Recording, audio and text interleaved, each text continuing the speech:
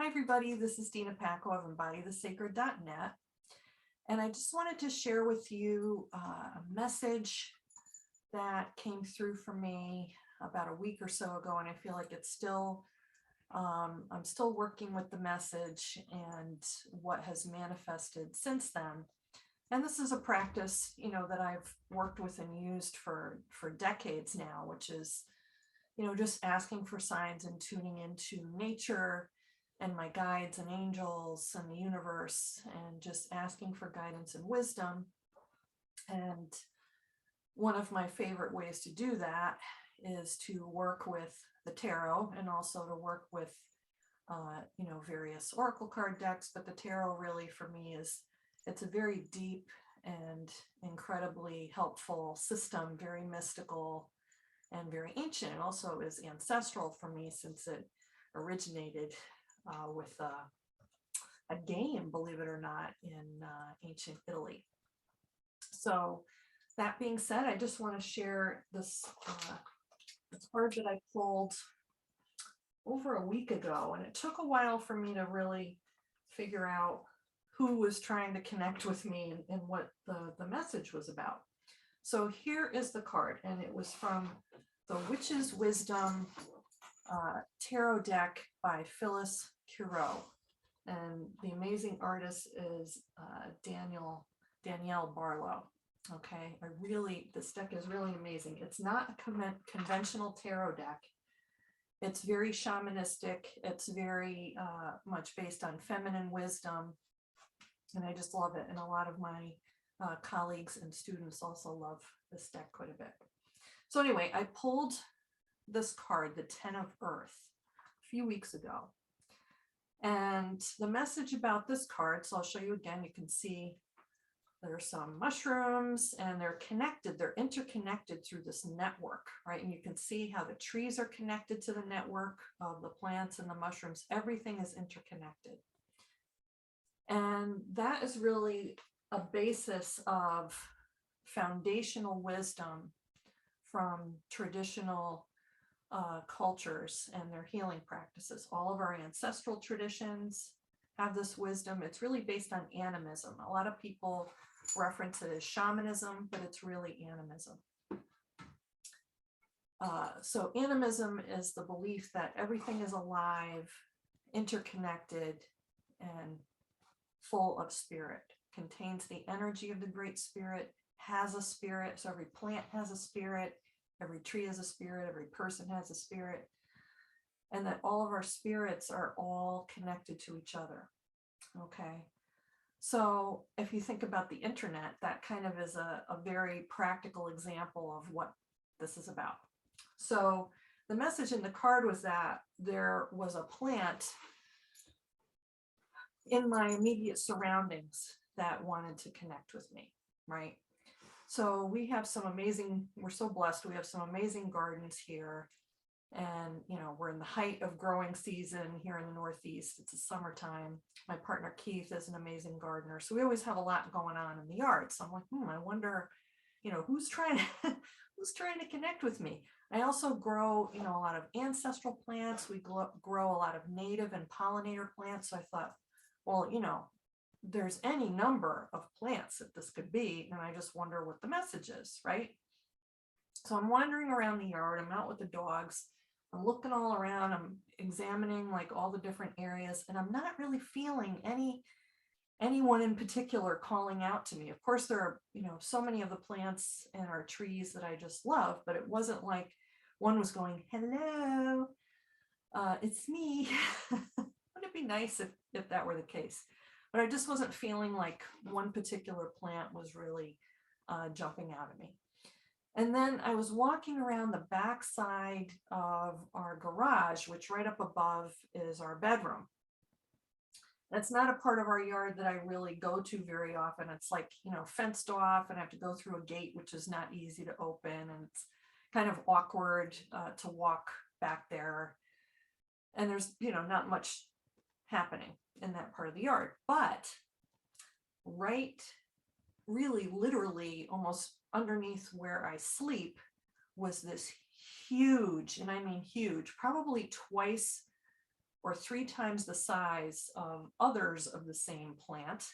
So it was a huge version of this plant. It was mullein. Okay, mullein. So, and I actually asked it permission if I could take a few of its leaves and start drying them. So I've been doing that. You could see this bottom leaf, just how long it is, right? It's kind of shrunken up now, but it was enormous. So I'm looking at this mullein. I'm like, oh my God, it's huge, right? And mullein grows this long stalk at certain points in its cycle with these beautiful yellow flowers on it. And the Romans would take and dry the stalk and actually make candles out of them. So the flower essence of mullein is connected to the light, and being the light, being connected to our light, and letting go of the extra, what's extraneous, what's not necessary, what we don't need to hold on to, what might be distracting us. I take it as what might be distracting us from our true essence, our divine light. What were burdens that we're carrying that we don't need to carry, distracting behaviors and patterns that are pulling us away from our light.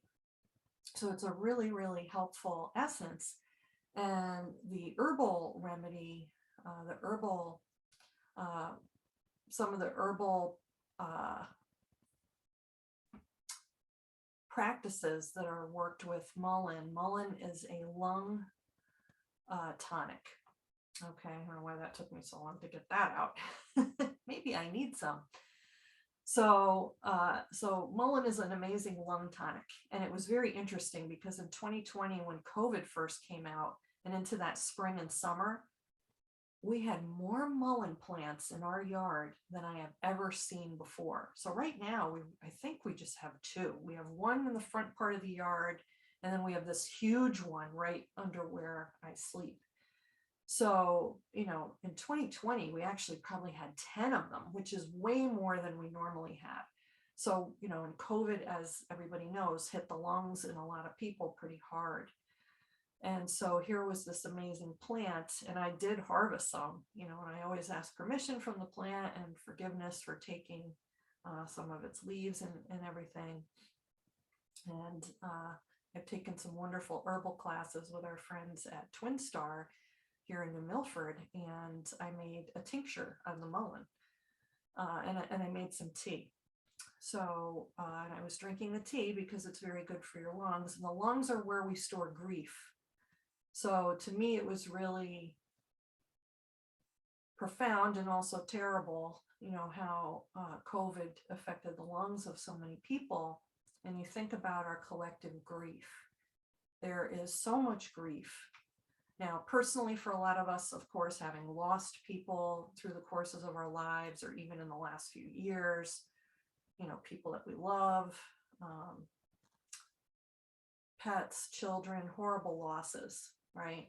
Parents, never easy. But then our collective grief. We have grief over all the wars and the wars that are still going on. We have grief over how human beings have treated each other, right? Especially any marginalized group. So, and now that's accelerating here in the US, right? It's like even more intensified, the othering of people. So from, what's recently happened with women's rights to, the ongoing systemic racism and the unfairness of that, our LGBTQ IA plus communities, the disabled, so it goes on and on. So we all carry the grief of how the mistreatment of each other, men and women mistreating each other, and especially the power over women, right? So, the gun violence and the grief over those losses, and the inability, it seems, for our legislators to come up with something sensible, because really nowhere else in the world are children being murdered in the classroom the way that they have here, and it being allowed to happen. It's just not happening anyplace else. So there's grief around that. There's grief around, our land is literally soaked in blood here in the US. We have, the history of genocide and slavery that permeates the land here. There's a tremendous amount of, grief and fear that permeates the earth because of how human beings have treated each other. So it's incredible to me to just see how loved we are, because the earth herself, despite everything that human beings have done to her, still provides these amazing medicines. So Mullein, was like, hello. So here, Mullein is the bringer of light, reminding us of the light that we carry within us, despite all the distractions, despite all of the distortions and upheavals and drama and scariness that's going on in the world. And not that we shouldn't take action to address these things, but when we can address these issues, whether it's the climate crisis, gun violence, the pandemic, war, whatever it is, when we're coming from a centered place, a calm place, and connected to our inner light, and coming from a place of compassion, even when we have to act with strength and ferocity, it's coming from a different place than when we just react from fear and anger.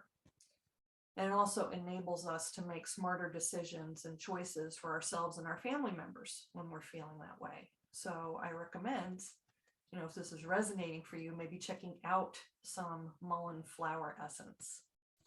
And another essence, I'm actually going to make myself a blend, honestly. So if you want to make yourself a blend of flower essences, you'll just have to get the stock bottles. This is a fairly large one. This is another great essence, white chestnut. It's good for the monkey mind, for that, runaway train of worried thoughts. But these are the stock bottles. So you could either take these right from the bottle and just do 4 drops under your tongue 4 times a day, or you can make a blend, which is what I like to do. This is a pretty large bottle. I usually use smaller ones, but this is what I had. And you'll want to put in like 1/4 of the bottle being a pretty strong alcohol base, or apple cider vinegar.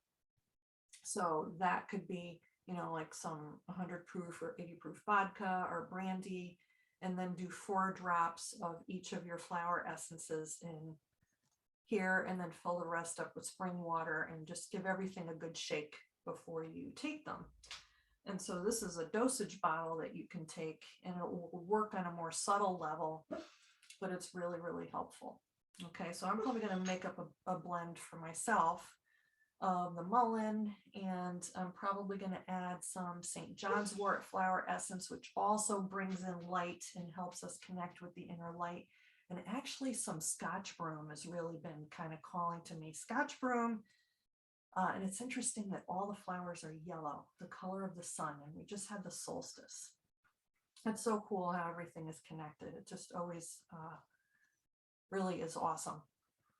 So I'm planning on making a blend for myself of St. John's wort, Mullein, and Scotch broom. And Scotch broom helps us navigate when we have outer and societal and global disappointment, stress, overwhelm, when we're really kind of upset about what's going on around us. Gee, does that sound relevant? And to not let it disable our ability to take inspired and sacred action, or for it to depress us to such an extent that we become disempowered, which is maybe what someone wants, or some folks want. They would love to see us disempowered. So, we're stronger together, but we also need to take care of ourselves and really boost up that inner light. So I hope, this little story of sharing, some of my own process here in my personal healing. I certainly have a lot of stories, and I'm going to be sharing more of them on my YouTube channel.